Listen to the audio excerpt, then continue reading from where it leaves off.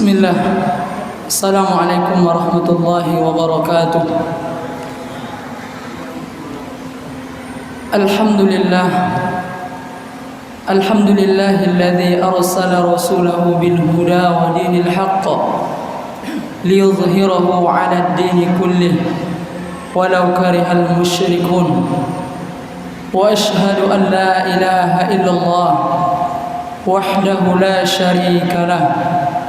Wa asyhadu anna Muhammadan 'abduhu wa rasuluhu. Amma ba'd. Ma'asyiral muslimin wal muslimat, rahimani Allah wa iyyakum jami'a. Segala puji hanya milik Allah Subhanahu wa ta'ala yang masih memberikan kepada kita karunia dan taufik-Nya sehingga kita masih bisa mendekatkan diri kepada Allah, sehingga Allah Subhanahu wa ta'ala masih mudahkan kita untuk berkumpul di majelis ilmu yang kita mengharap mendapatkan ganjaran dari Allah Subhanahu wa ta'ala dengan hadirnya kita di majelis ilmu pada malam hari yang baik ini. Mudah-mudahan hadirnya kita di majelis ilmu pada kesempatan yang berharga ini sebagai hujjah kelak di hadapan Allah Subhanahu wa ta'ala ketika kita ditanya tentang umur kita, apa yang kita gunakan terhadap umur tersebut. Kemudian salawat dan salam mudah-mudahan senantiasa tercurahkan kepada Rasulullah sallallahu alaihi wasallam, kepada nabi yang mulia, kepada seorang nabi yang kita diperintahkan untuk mengikuti beliau, untuk mencontoh beliau, untuk mengamalkan apa yang beliau ajarkan kepada kita. Kaum muslimin wal muslimat rahimani Allah wa iyyakum jami'a, malam ini kita akan melanjutkan kembali kajian kita dari kitab At-Tauhid pada babun ma jaa fir riya, bab tentang perkara-perkara yang berkaitan dengan ar-riya. Sungguh seorang hamba diperintahkan ketika dia melakukan ibadah, semata-mata ibadah tersebut dia lakukan karena Allah Subhanahu wa ta'ala. Maka ketika seorang hamba melakukan suatu ibadah, baik itu sholat, baik itu membaca Al-Quran, baik itu bersedekah dan ibadah-ibadah yang lainnya, dan itu semua dia lakukan bukan karena Allah, dia hanya ingin orang lain mengetahui dia melakukan amal soleh, maka inilah yang dimaksud dengan ar-riya. Maka ketika seseorang melakukan ibadah bukan karena Allah, niatnya hanya untuk mendapatkan pujian dari manusia, agar orang-orang mengetahui dia adalah orang yang soleh, rajin sholat, rajin bersedekah, maka kita katakan amalannya tidak akan diterima oleh Allah Subhanahu wa ta'ala. Dan yang dimaksud dengan riya adalah seorang hamba melakukan ibadah, tujuan dia melakukan ibadah tersebut agar manusia melihatnya kemudian dia mendapatkan pujian. Jadi secara sederhana inilah yang dimaksud dengan riya. Seorang hamba melakukan ibadah, apapun itu ibadahnya, baik itu sholat, baca Al-Quran, sedekah dan ibadah yang lainnya, namun tujuan dia melakukan ibadah tersebut agar dilihat oleh orang lain, kemudian dia mendapatkan pujian darinya, maka dia terjatuh ke dalam perbuatan ar-riya. Maka ketika ada di antara kita dia sholat agar orang lain mengetahui dia sholat, dia bersedekah agar orang lain mengetahui dia bersedekah, tujuannya agar dilihat oleh orang lain, maka dia terjatuh ke dalam perbuatan ar-riya. Dan para ulama menjelaskan bahwasanya hukum orang-orang melakukan perbuatan riya ada dua macam. Yang pertama, bisa saja dia terjatuh ke dalam perbuatan syirik besar. Yang kedua, bisa saja dia terjatuh ke dalam perbuatan syirik kecil. Kapan orang-orang yang riya akan terjatuh ke dalam perbuatan syirik besar? Dan kita jelaskan bahwasanya dosa yang paling besar adalah dosa melakukan kesyirikan kepada Allah. Tidak ada dosa yang lebih besar di dunia ini ketika seorang hamba melakukannya, melainkan dia melakukan kesyirikan kepada Allah. Lebih besar dosa orang melakukan kesyirikan dibandingkan berzina, membunuh, minum-minum khamar dan lain sebagainya. Maka orang yang melakukan perbuatan dan ria di dalam melakukan perbuatan tersebut ada dua macam. Yang pertama, bisa saja dia terjatuh ke dalam perbuatan syirik besar. Kapan itu? Ketika semua amalan yang dia lakukan dia niatkan hanya agar orang lain melihatnya, tidak sedikit pun dia mengharapkan pahala dari Allah. Biasanya orang mukmin jarang terjatuh ke dalam riya yang pertama ini. Maka orang yang melakukan ibadah, semua ibadahnya agar diketahui oleh orang lain, agar dilihat oleh orang lain. Dia tidak lakukan semata-mata mengharapkan pahala dari Allah, maka dia terjatuh ke dalam perbuatan syirik besar. Sebagaimana yang dilakukan oleh orang munafik di zaman Rasulullah. Rasulullah sallallahu alaihi wasallam mengatakan, "Wa idza qamu ila sholati qamu kusala." Jadi di antara ciri-ciri orang munafik, kalau mereka sholat dengan malas-malasan, tak khusyuk. Malas-malasan sholatnya. Yura'unan nas. Dan ciri-ciri yang kedua, di antara ciri-ciri orang munafik ketika mereka sholat, mereka melakukan sholat agar dilihat orang lain. Yura'unan nas wa la yadhkurunallaha illa qalila. Dan mereka tidak mengingat Allah meskipun sedikit saja, kecuali sedikit saja. Maka orang-orang yang melakukan ibadah, semuanya dia lakukan agar dilihat oleh orang lain, dia tidak lakukan karena Allah, maka dia yang seperti ini terjatuh ke dalam perbuatan syirik besar, tak diterima oleh Allah ibadahnya. Kemudian yang kedua, riya yang menyebabkan seseorang terjatuh ke dalam perbuatan syirik kecil, dan inilah yang dialami oleh seorang mukmin. Sangat sulit bagi seorang mukmin terlepas dari penyakit riya. Dan riya ini hanya masuk kepada dosa-dosa kecil. Ketika seseorang melakukan ibadah karena Allah, namun dia niatkan juga karena manusia. Bisa dipahami ya? Kadang-kadang kita sholat karena Allah, tapi kita bagus-baguskan sholat kita agar dilihat si fulan. Oh, si fulan itu sholatnya khusyuk, lama sholatnya, ternyata sholat sunnahnya, karena ada yang melihat. Walaupun tadi awalnya kita karena Allah, namun dicampuri dengan niat kepada selain Allah, maka seperti ini terjatuh ke dalam perbuatan syirik kecil. Dan hukum amalan yang dicampuri dengan riya terbagi menjadi 3. Jadi tidak langsung kita katakan dia riya, tak diterima semua amalannya, tidak. Hukum ibadah yang dicampuri dengan riya terbagi menjadi 3. Keadaan yang pertama, dia melakukan suatu ibadah yang mana ibadah tersebut dia lakukan awalnya bukan karena Allah. Misalnya dia sholat sunnah bukan karena Allah, agar dilihat oleh orang lain. Dia bersedekah bukan karena Allah, agar dilihat oleh orang lain. Niat awalnya bukan karena Allah, maka yang seperti ini tidak diterima ibadahnya. Jadi kalau dia sholat, dia bersedekah, niat awalnya bukan karena Allah, maka tidak akan diterima ibadah yang seperti ini. Ini keadaan yang pertama.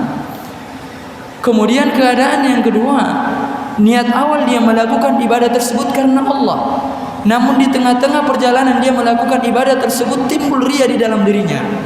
Misalnya seperti seorang melakukan sholat sunnah, awalnya dia sholat sunnah karena Allah, tapi dia melihat ada orang lain di samping kanannya, dia melihat ada orang lain di samping kirinya, kemudian dia bagus-baguskan sholatnya, dia khusyuk-khusyukkan sholatnya.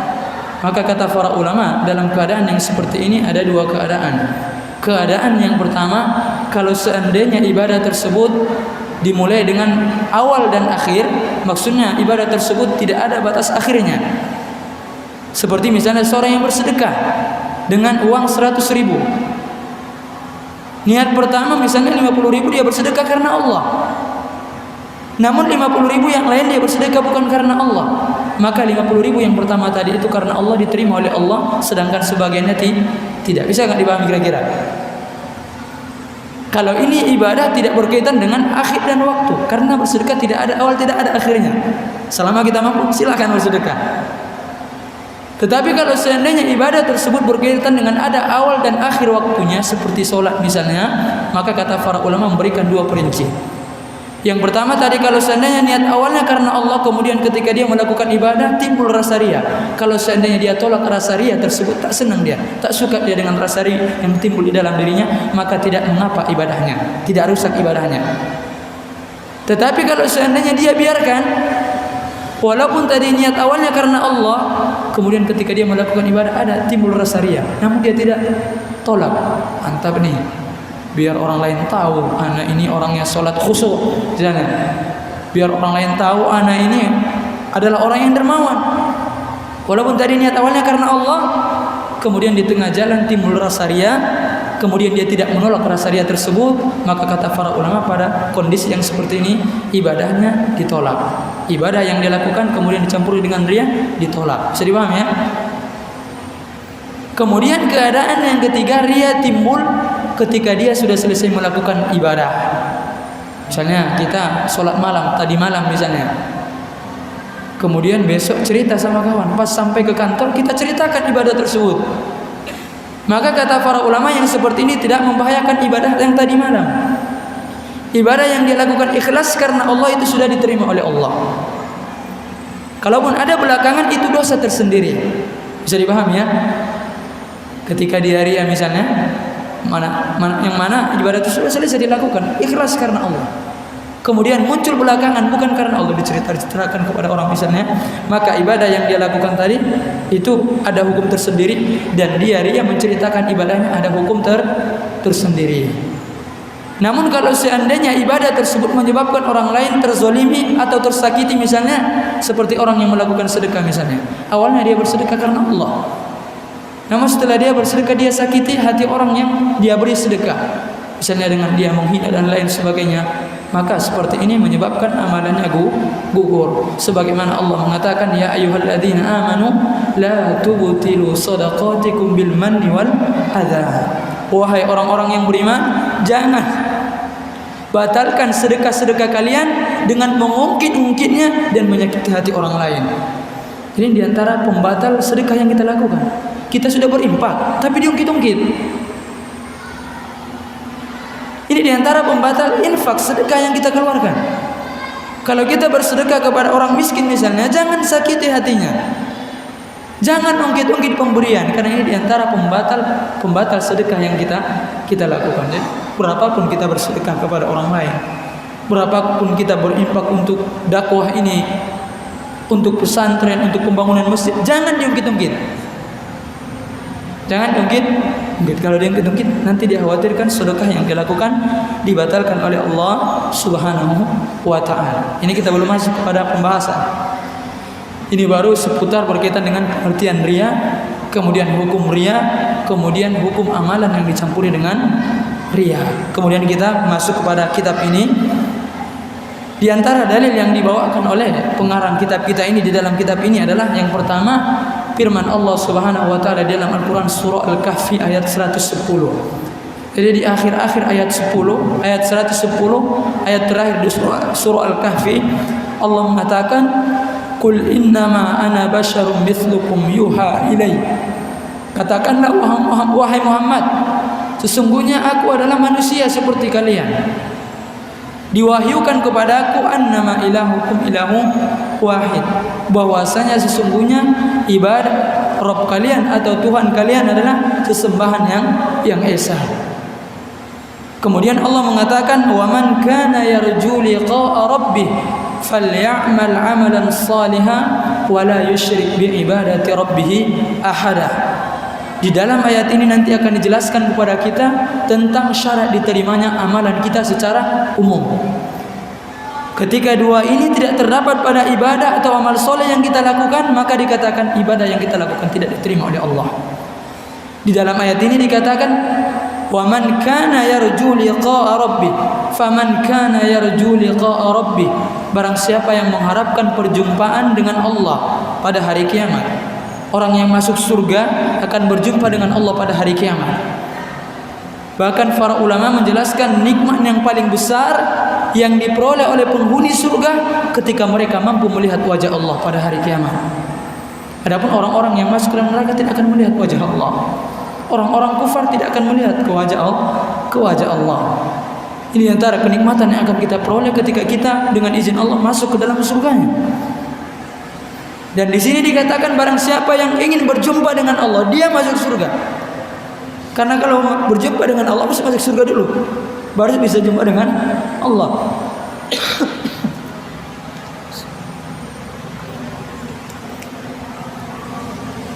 Antum ingin enggak jumpa dengan Allah pada hari kiamat? Kalau tak pengen berarti tak ingin masuk surga. Kalau pengen berarti ingin masuk surga. Karena masuk surga pasti melihat wajah Allah. Kalau ada di antara yang mengatakan tak pengen berarti tak pengen masuk surga. Di sini dikatakan barang siapa yang mengharapkan perjumpaan dengan Allah pada hari kiamat, ada dua syaratnya. Falyamal amalan salihah. Yang pertama, hendaklah dia melakukan amal soleh, amal kebaikan. Dan Ibnu Katsir rahimahullah, seorang ulama tafsir, mengatakan tidak dikatakan sesuatu itu dikatakan amal soleh kecuali amal soleh tersebut sesuai dengan syariat Allah. Bisa dipaham ya? Tidak dikatakan si fulan itu melakukan amal soleh kecuali amal soleh yang dia lakukan sesuai dengan syariat Allah. Ada dalilnya. Jadi kalau ada orang yang beribadah tidak ada tuntunannya, walaupun kita lihat dia misalnya berzikir atau dia melakukan solat-solat yang lain, namun tidak ada tuntunannya, kita katakan dia bukan melakukan amal soleh. Di sini dikatakan barang siapa yang ingin berjumpa dengan Allah pada hari kiamat, yang pertama hendaknya dia melakukan amal soleh. Dan tidak dikatakan amal soleh kecuali amal soleh tersebut dilakukan sesuai dengan syariat Allah. Berarti harus sesuai dengan yang diajarkan oleh Rasulullah. Ini yang pertama syaratnya. Kalau kita ingin berjumpa dengan Allah, kalau kita ingin masuk ke dalam surga, maka hendaklah ketika kita melakukan amal soleh, yang pertama, semua amal soleh yang kita lakukan ada contohnya dari Rasulullah. Jadi misalnya kita melakukan ibadah tak pernah diajarkan oleh Rasulullah, tertolak amalannya. Kalau seandainya ada seorang mukmin dia melakukan ibadah namun tidak diajarkan oleh Rasulullah, berarti dia sudah menambah syariat. Berarti dia sudah hebat dari Rasulullah, bisa menambah amalan. Rasulullah aja tak lakukan, kok dia lakukan? Berarti lebih hebat dia dari Rasulullah. Maka orang yang melakukan ibadah tidak pernah diajarkan oleh Rasulullah, tidak pernah dicontohkan oleh Rasulullah, tertolak. Jadi ini yang pertama, harus sesuai dengan tuntunan Rasulullah. Kemudian wala yusyrik bi ibadati rabbih ahada. Pembahasan kita berkaitan dengan ini. Dan hendaklah ketika dia melakukan ibadah, dia lakukan semata-mata karena mengharapkan wajah Allah, bukan karena yang lain. Jadi ini berkaitan dengan pembahasan kita yang berkaitan dengan riya.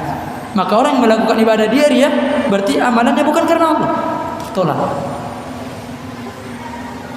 Makanya di dalam ayat ini subhanallah menjelaskan kepada kita secara umum syarat diterimanya amal soleh yang kita lakukan. Yang pertama, ikhlas karena Allah. Kita sholat karena Allah, bersedekah karena Allah. Apalagi? Semua ibadah karena Allah, bukan karena orang lain. Kalau ibadah masih karena orang lain, belum ikhlas. Kita sekarang hadir di majelis ilmu karena manusia, tak ikhlas. Robah dulu niatnya. Kita berkumpul di majelis ilmu saat sekarang ini ibadah yang sangat agung. Tetapi karena kalau niatnya hanya segan, misalnya segan sama sepulan, segan nanti sama Ustaz Bilan, tak kelihatan, bukan karena Allah, tak diterima. Maka kita perbaharui niat ini. Maka seorang muslim ketika dia melakukan ibadah, apapun ibadahnya, karena Allah. Kemudian yang kedua, amal soleh atau ibadah yang dia lakukan sesuai dengan apa yang diajarkan oleh Rasulullah. Kalau seandainya kita boleh menambah-nambah ibadah, apa gunanya Rasulullah diutus kepada kita? Ya kan? Apa gunanya Rasulullah diutus kepada kita kalau kita tambah-tambah amalan dalam agama Islam nih? Bahkan para sahabat mengatakan, tidaklah Rasulullah meninggalkan kami kecuali syariat ini sudah sempurna. Sampai-sampai seekor burung yang mengepakkan sayapnya di atas langit, di atas awan, Rasulullah sudah jelaskan apa hikmah di balik itu. Karena sudah sempurnanya agama ini, tak perlu ditambah, tak perlu dikurangi. Jadi agama Islam ini sudah sempurna, tak usah dikurang-kurangi lagi, atau tak usah ditambah-tambah. Karena kalau sudah ditambah ada dua kemungkinan. Yang pertama, dia lebih mantap dari Rasulullah, ya kan? Yang kedua, apalagi dia tidak merasa cukup dengan apa yang diajarkan oleh Rasulullah. Dia merasa apa yang diajarkan Rasulullah masih kurang, sehingga dia menambah-nambah amalan. Jadi yang pertama, ikhlas karena Allah, kemudian sesuai dengan tuntunan Rasulullah. Jadi ini adalah yang pertama. Di antara syarat agar ibadah kita diterima oleh Allah, ikhlas, bukan riya. Bukan karena makhluk, tapi karena Allah. Kemudian yang kedua, sesuai dengan tuntunan Rasulullah. Tapi memang ria ini adalah penyakit yang sangat sulit bagi seorang muslim untuk terhindar darinya. Ria adalah penyakit yang paling sulit bagi seorang muslim untuk terhindar darinya. Bahkan Rasulullah mengatakan kepada para sahabat yang diakui keimanannya, orang yang hidup dengan Rasulullah, Al-Quran diturunkan, mereka hidup, paham betul mereka dengan agama ini. Tetapi Rasulullah mengatakan kepada para sahabat, dan ini juga berlaku kepada kita, beliau mengatakan, akhwafu ma akhafu alaikum asyirkul asghar. Perkara yang paling aku khawatirkan menimpa kalian, wahai sahabatku. Walaupun ini berlaku bagi kita kaum muslimin secara umum, yang paling dikhawatirkan oleh Rasulullah menimpa kita atau para sahabat adalah asyirkul asghar, syirik kecil. Maka para sahabat mengatakan, wa masyirkul asghar ya Rasulullah, apakah syirik kecil itu wahai Rasulullah? Maka Rasulullah mengatakan, ar-riya, riya. Dan memang sulit terhindar dari riya ini. Kadang-kadang kita sholat karena Allah, tiba-tiba udah kita bagus-baguskan sholat kita, kita lama-lamakan sholat kita karena mungkin ada yang melihat. Maka wajar Rasulullah mengatakan, perkara yang paling aku khawatir menimpa kalian, ini dikatakan kepada para sahabat. Apalagi kita tak usah panik, apalagi kita adalah syirik kecil, riya. Bahkan di dalam hadis yang lain Rasulullah sallallahu alaihi wasallam mengatakan, ala ukhbirukum bima huwa akhwafu alaikum indi min masihid dajjal. Maukah aku beritahu kepada kalian tentang apa perkara yang paling aku khawatirkan menimpa kalian, dibandingkan dengan bahayanya, dibandingkan dengan saya khawatir fitnah dajjal menimpa kalian. Padahal kita pahami di antara fitnah terbesar bagi seorang mukmin adalah fitnah turunnya dajjal. Tetapi Rasulullah mengatakan masih ada perkara yang lebih saya khawatir menimpa kalian. Apa itu? Kata beliau, bala ya Rasulullah. Qalu, maka para sahabat mengatakan, apakah itu wahai Rasulullah? Rasulullah mengatakan asyirkul khafi, syirik yang tersembunyi. Karena riya ini ikhwan adalah amalan hati, makanya dikatakan asyirkul khafi, syirik yang tersembunyi. Karena ini berkaitan dengan amalan hati. Kemudian Rasulullah memberikan salah satu contoh dari perbuatan riya. Yaqumur rajul fayusalli fayuzayyinu salatahu lima yara min nazari rajulin. Tadi beliau mengatakan di antara perkara yang aku khawatirkan menimpa kalian dibandingkan dengan perkara turunnya dajjal adalah perkara riya. Maka para sahabat mengatakan, apa itu riya? Apa itu perkara yang lebih Rasulullah khawatirkan menimpa para sahabat? Rasulullah mengatakan adalah syirkul khafi, syirik yang tersembunyi. Kemudian Rasulullah memberikan sebagai contoh seorang laki-laki, dia melakukan solat, kata Rasulullah, kemudian dia perbagus solatnya agar dilihat oleh orang lain. Ini salah satu contoh di dalam hadis ini. Contoh yang lain masih banyak. Atau seseorang bersedekah, dia sengaja mungkin dia perlihatkan pas infak misalnya lewat di hadapan dia, karena mungkin warna merah ya, itu karena 100 misalnya kan, dibuka dulu, dibesarkan baru biar orang lain lihat. Ini riya juga.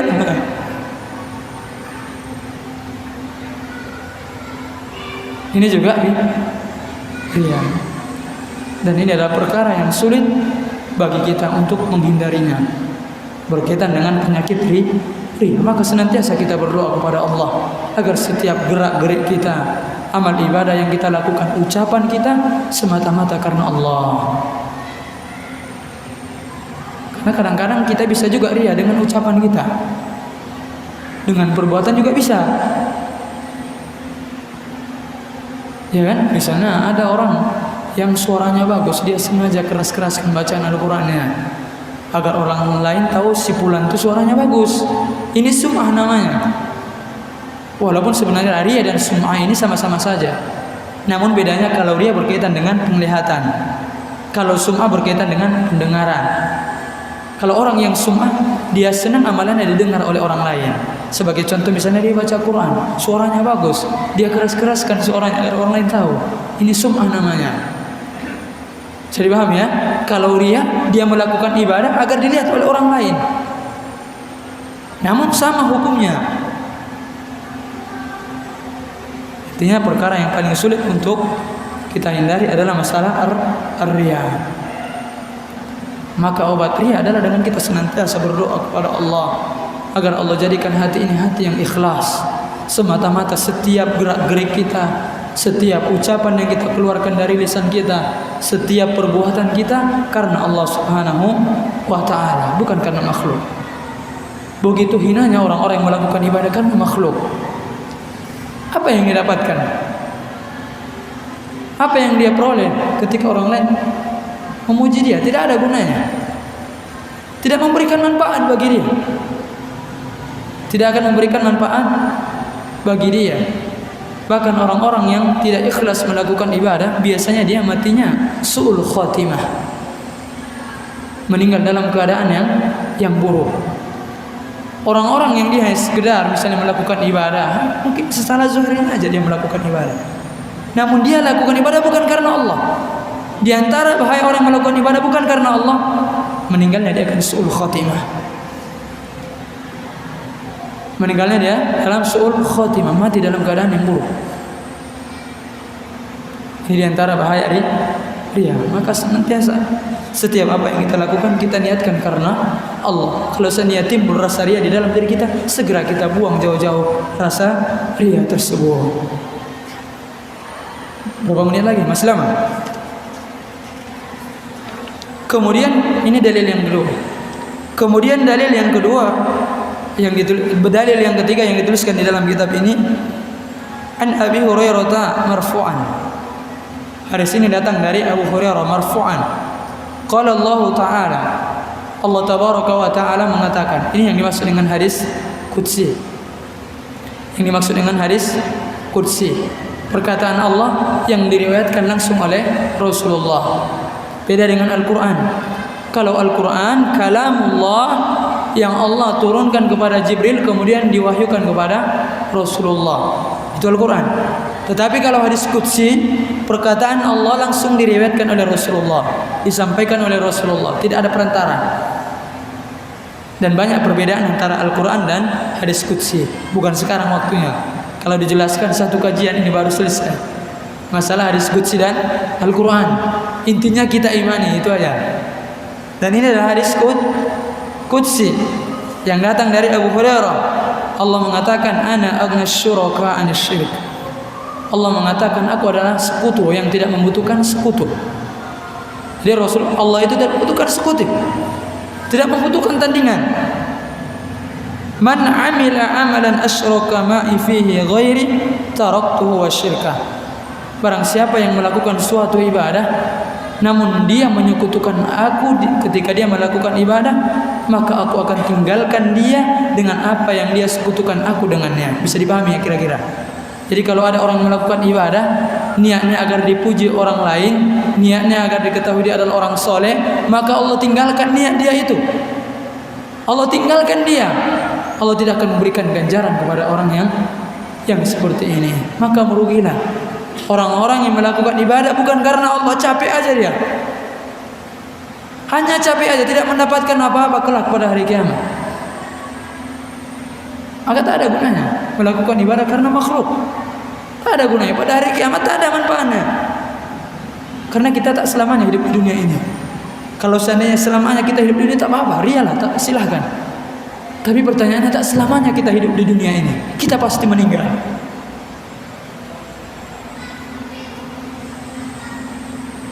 Dan tidak ada satu orang pun di antara kita kapan dia meninggal. Tak ada yang tahu. Tapi terkadang kita masih lalai juga. Seolah-olah masih panjang ini. Masih sampai 60 nih. Masih sampai kayaknya 70 nih. Karena dia lihat kakeknya 80 tahun. Iya kan? Keturunannya semua 100 tahun baru meninggal. Seolah-olah dia beranggapan dia sesuai dengan nasabnya. Ajal itu masing-masing. Tidak dilihat dari keturunan. Terkadang itulah pandainya syaitan, membersihkan ke hati kita. Kadang-kadang timbul seperti ini dalam diri kita. Keturunan saya kan panjang-panjang semua murid. Saya pun kayaknya panjang juga nih. Padahal kematian tak ada yang tahu. Sudah ada jatah masing-masing. Sama dengan rezeki. Sudah ada porsi masing-masing. Kematian juga sudah ada jatah masing-masing. Sudah ada waktu masing-masing. Sudah dari Allah catat di Lauhul Mahfuz si fulan kapan meninggalnya. Tapi terkadang kita masih lalai. Disebabkan karena perkara yang belum jelas ini. Disebabkan karena perkara dunia. Padahal ada perkara yang jelas sudah ada di hadapan mata kita, yaitu kematian. Baik dia miskin, baik dia kaya, baik dia penguasa, cepat atau lambat dia akan menjumpai kematian. Tapi subhanallah, kita banyak lalainya. Kita banyak lalai mengingat Allah.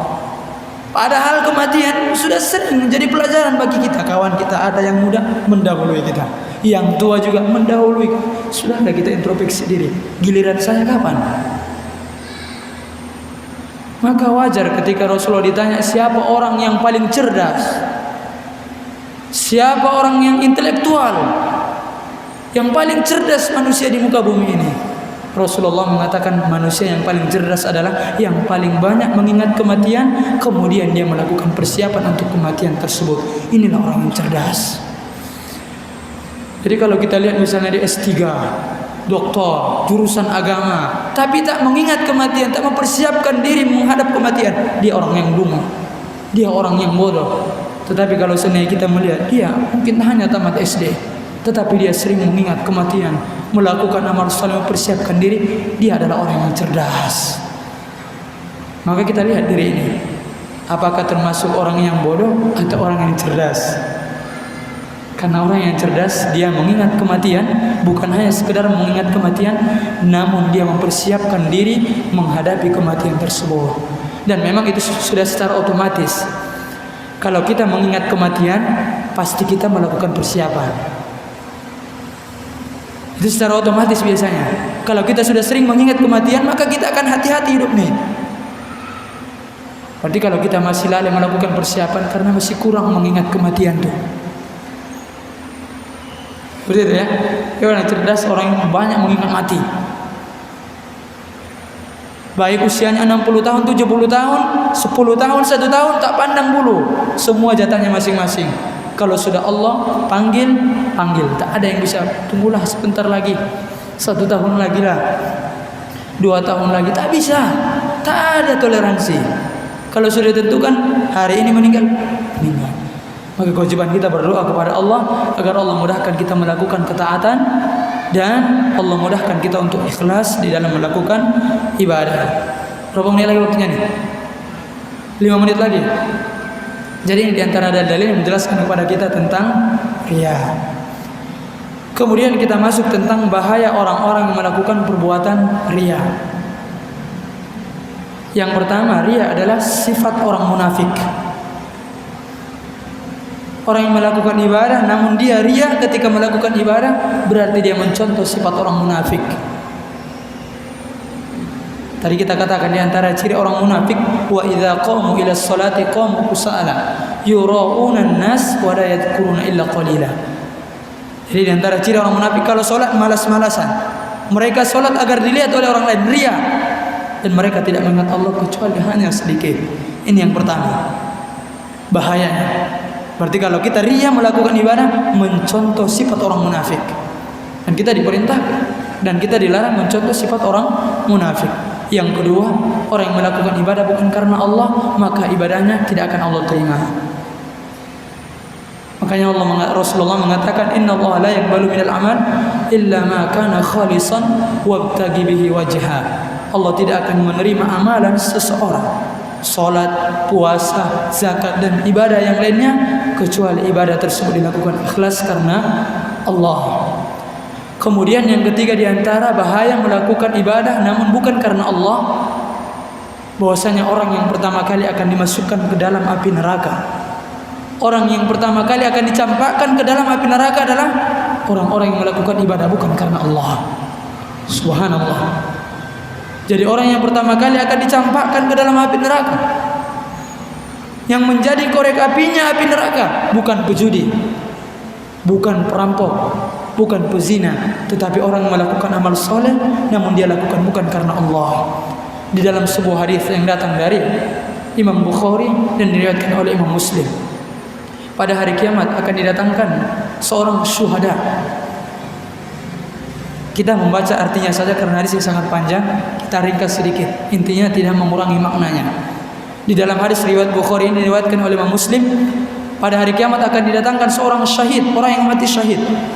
Bukankah Rasulullah menjamin orang yang mati syahid di medan peperangan dia masuk surga?